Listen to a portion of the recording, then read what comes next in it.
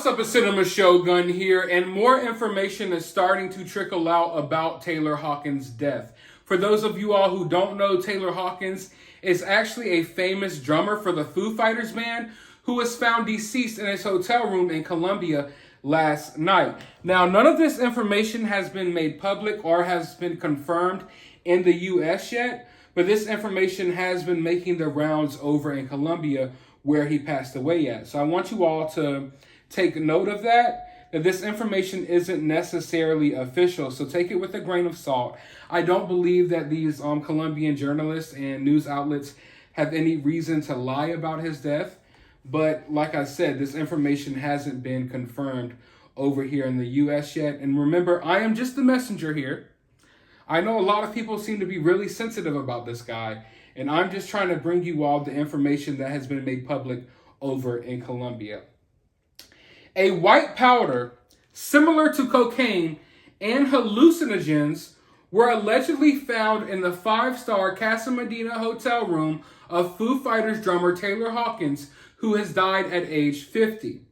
Well-known Colombian journalist Luis Carlos Vélez, the Bogota-based director of radio station FM, claimed earlier today that a police officer who entered into Hawkins' room had told prosecutors he saw a cocaine-like white powder. Now, I know that there's been a lot of rumors online surfacing and swirling around about his death.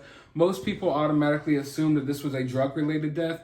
I think people automatically assume that when they hear a musician dies at a young age because it seems to happen so often. But, I mean, he was in Colombia. Colombia is supposed to have the best cocaine out there. I'm not someone who does cocaine, but I would assume someone who does cocaine would definitely want to partake in that when they're in Colombia. Now, I know a lot of cocaine is laced these days with fentanyl, and maybe that's what happened here with Taylor Hawkins. We're not sure yet. We're not sure, but this is just what is being reported.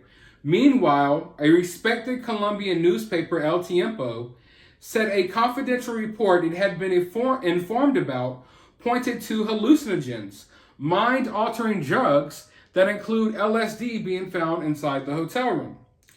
Vélez added, in the room, Colombian authorities found an empty beer can, an opened bottle of vodka, a Coca-Cola bottle, and some other articles which are being analyzed by authorities. Witnesses at the hotel tell me Taylor Hawkins called the front desk for help due to chest pain before being found dead in his room. Okay, that's an interesting detail. So, I mean, that doesn't indicate that he was on drugs or having an overdose. He could have just been suffering from natural chest pains, that happens. But maybe he was suffering from something else. But at the very least, he called and complained because he knew something was wrong with him. This wasn't something that just suddenly hit him out of nowhere. He was at least in the right state of mind to know that something was wrong with him. So I would think that maybe he wouldn't be necessarily fully out of it like one would be when they're normally ODing if he had the knowledge, and he was just in the right mental state to actually call for help. One unconfirmed local report says several glasses were found inside the drummer's room, sparking speculation he had been entertaining guests before his death. That is another very interesting piece of information. So at some point, he wasn't by himself. I want to know, were there other people with him when he started, if there was really drugs involved? We don't know that yet. If there was drugs involved and he did OD, were there people that were in the room with him that maybe did the same drugs as him or were partying with him and they left him there because they were scared of getting caught up in something? Or were these people that he was just entertaining before he partook in whatever he did? That's a piece of information that I would definitely like to know. Colombia's state prosecution service, in its first official comments on the tragedy, confirmed, as soon as we were made aware of the death of foreign national Taylor Hawkins, the Foo Fighters drummer, who was staying at a hotel in the north of Bogota, a team of prosecutors and investigators were mobilized to deal with the urgent matter and to support the investigation. Prosecution officials have not yet made any official comment regarding the speculation about the musician's death and that it may be drug-related. So they haven't made any official comments about it yet, but we do have a police officer who was on the scene that has come forward and basically said that there was drugs found on the scene. We do know that he had suffered from a history of drug use. At one point, he OD'd, I believe, in like 2001, if I'm not mistaken, and he was actually in a coma for a couple of weeks. So this is something that he had been battling before. The Metropolitan Police of Bogota, in a statement carried by several Colombian newspapers, said the cause of death has yet to be established. According to those close to him, the death could be related to the consumption of drugs. So what from this statement the police made, which is basically one of the only statements they've made so far, they're saying that people close to him indicated to the police that it could have been drug related. So this is information supposedly that is coming from, I guess, his friends, family, bandmates. I'm not sure. Local reports said hotel staff called the emergency services after Hawkins suffered chest pains, but he was already dead by the time medical responders arrived. The Foo Fighters had been scheduled to play at a concert in the Colombian capital. Hawkins was a father of 2 teenage children, and he had openly discussed his drug and overdose struggles years before he joined the Foo Fighters band. Oh, man. He leaves behind a family. That's so sad. But this is what's being announced over here in Colombia. Like I said, I don't want to speculate or make any speculations about his death. But this is what is being reported over there. Ambulances and police cars could be seen stationed outside of the property. Later on Friday night, Hawkins' body was finally brought out of the hotel, placed into a coroner's van, and driven away. There was like a group of people, like fans, already outside grieving as they took his body away. That's extremely sad. I'm sure in the days going forward, we will find more information out about what exactly happened here. Like I said, I want to be careful not to speculate too much because the information will trickle out. It will trickle out. But what I want to do now is respond to some of the backlash or criticism, I guess, I've gotten in my last video that I made on this topic. Because in that video, I talked about how the last project that Taylor Hawkins worked on was this horror movie called Studio 666 that the Foo Fighters put out literally 1 month to the day before he passed away. And in that video, I said that it seems like some Dave Grohl or maybe Taylor Hawkins had somewhat of a fascination with Satan because Dave Grohl has played Satan multiple times in different TV skits and movies. He's talked about, Satan before. He stated that there was an inside joke about him sacrificing his bandmates. That was the reason why he made the Studio 666 movie, which was basically about demonic possessions and satanic rituals and stuff within the music industry. And people have said that I was reaching for bringing that up. But my thing is, why should I ignore that was their last project? Now, if this was just a contained situation, I would have looked past it and I wouldn't have said anything. But how many times does this have to happen? Literally every single time before one of these musicians passes away, there's always these weird music videos or weird songs or weird little signs that come out right before they pass away. We see it time and time and time again. A few recent examples I can think of is Mac Miller. His last music video, I think it was called Self-Care. He was looking at himself dead in a casket. XXXTentacion. His last music video was him rapping to himself, dead in a casket. Biggie and Tupac spoke about their death right before they died. So many of these musicians, they have these music videos talking about their death, hinting towards their death, foreshadowing their death right before they pass away. And there's this weird details that always seem to surround these musicians' deaths. And I have to call it out when I see it because it just happens way too often. So yeah, I'm not saying that and I made it clear in that video that I am not directly drawing a connection between the two. I am simply, in that video, I was pointing out that Taylor Hawkins passed away and that the last project he worked on just so happened to be a movie called Studio 666, which was about satanic sacrifices in the music industry and about demonic possessions in the music industry. In that movie, he literally gets killed and sacrificed by demon-possessed Dave Grohl, who then goes on to become a solo act after murdering all of his bandmates. But yet people say I was reaching for talking about that. People say I was reaching for saying that maybe Dave Grohl and Taylor Hawkins had somewhat of a fascination with Satan. Why did I say that? People said that that was a baseless claim and allegation. If you look into Taylor Hawkins, if you know anything about him, you may know that one of his bands was called, I believe, correct me if I'm mistaken, one of his bands was called the Birds of Satan, right? If you name your band after Satan or something to do with Satan, I don't think it's a baseless claim to say, hey, maybe he had an interest or a fascination with Satan. I run a YouTube channel. My name isn't Cinema Shogun. I named my channel Cinema Shogun because of two different things that I was interested in, that I'm fascinated in. I have a fascination with movies. I have a fascination with cinema. Therefore, cinema was in the name of my YouTube channel. I have a fascination and an interest in Japanese history, ancient Japanese history, feudal Japan. Shoguns were like the leaders, like the rulers over the warrior class of samurais in feudal Japan. Hence the name Shogun, Cinema Shogun.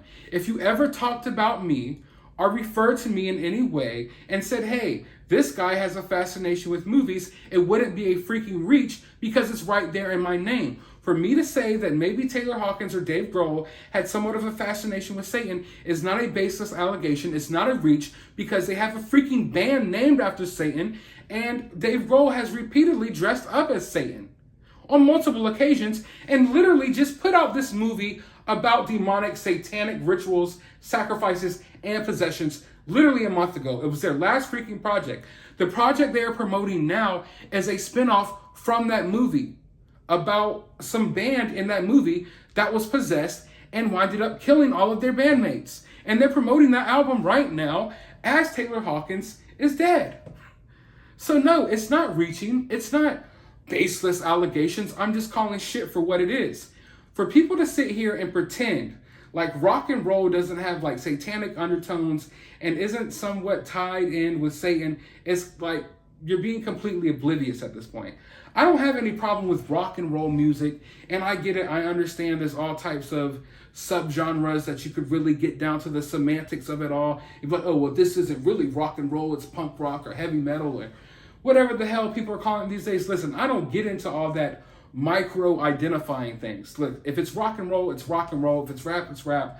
I'm not going to call it, oh, this is emo, techno, slap rock. No, it's rock. I'm not going to get into the technicalities of what the fuck people want to name themselves these days and what genre they want to be in. So yes, rock and roll, satanic stuff, it all goes hand in hand. I'm not saying that every rock band is satanic. I'm not saying that everyone that listens to rock music is satanic.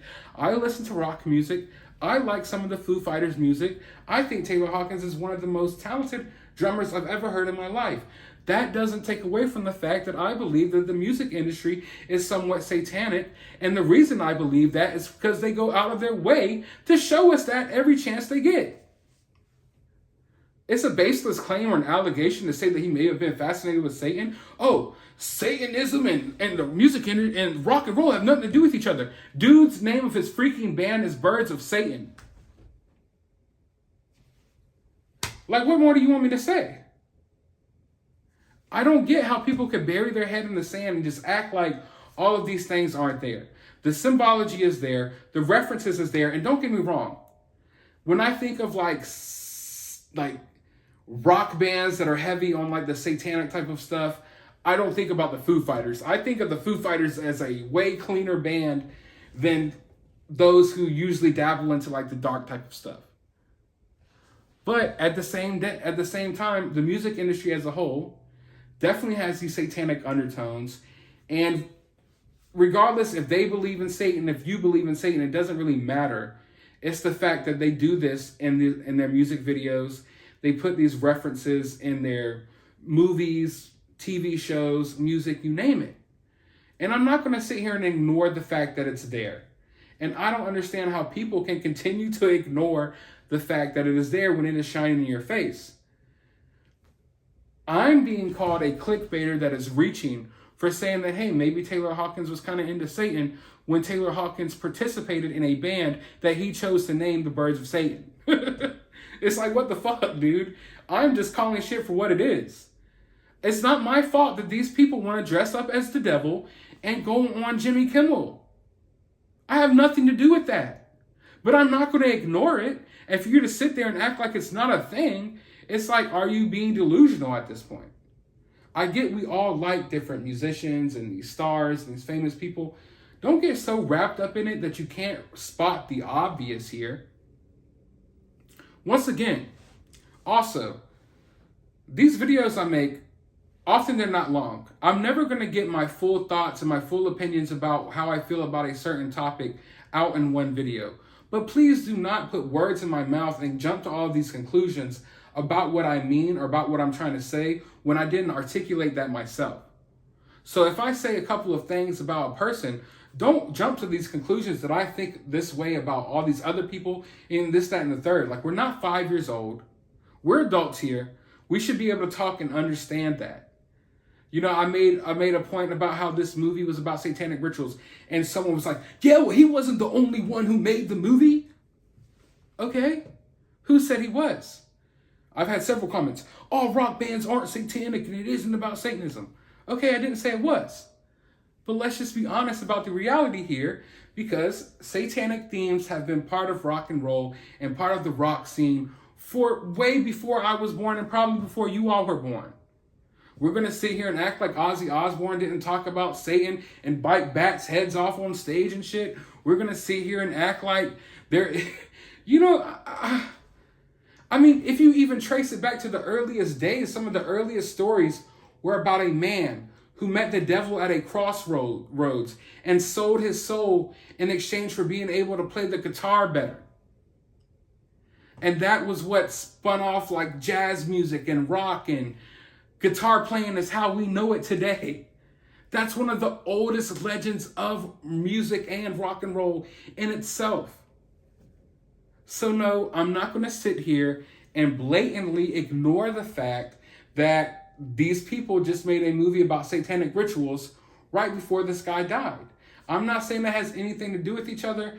I'm just saying that it just happens time and time again. And how many times does this have to happen for people to start drawing some connections and start questioning, well, what the hell is really going on here? Why are there always these satanic music videos and stuff dropping right before a musician dies? Why do musicians always reference their death before they die? Why do these famous people always refer to their death right before they die?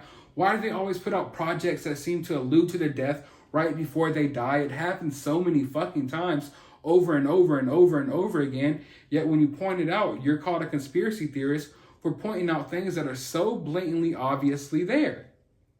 With that being said, though, I just wanted to clear that up and I wanted to get that off my chest because I've been seeing some of the comments and I just don't understand where people are coming from with it.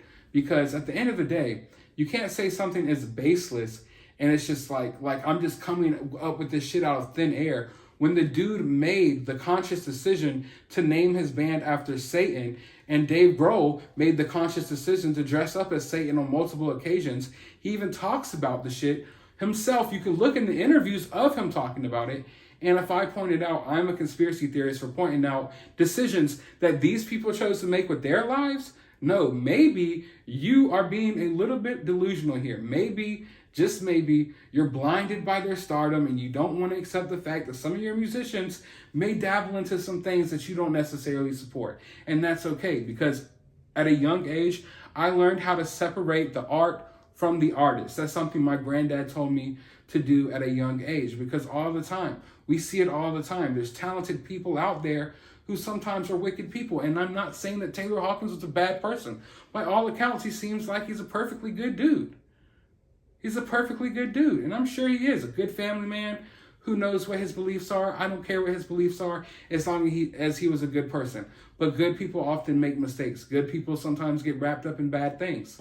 Good people sometimes name their bands after Satan, even though they're not Satan worshipers themselves. They just want to have that mystique about their band. But my point is, don't play around with the occult like that. Don't play around with these forces like that. If you're not into Satan, if you're not a Satanist, if you don't worship Satan, if you don't like Satan, if you're not into that type of shit, then you don't have to name your band after Satan. You don't have to put, Satan in the background of your music videos. You don't have to dress up as the devil, put horns on your head and stick your tongue out like you're some type of demonic being just to play up into the music industry so you get this mystique about you so people are interested in the mysterious around you. Just be yourself. You don't have to pretend to love Satan in order to make it. Well, I guess maybe you do. But like I said, I want to know your thoughts about this down in the comments below. As more details come out, I will report them to you all. I want to know your thoughts. Hit that thumbs up, hit the subscribe button, ring that notification bell. If you're one of the people who was offended by what I had to say about Dave Grohl and Taylor Hawkins, then let's have a discussion right down in the comments below. Because I want to hear where you all are coming from and how, I want to know from you all, how can you say what I'm saying is baseless when the evidence is all right there? I want to hear a rebuttal from you all. But with that being said, have a nice day, everyone, and I'll see you all in the next video.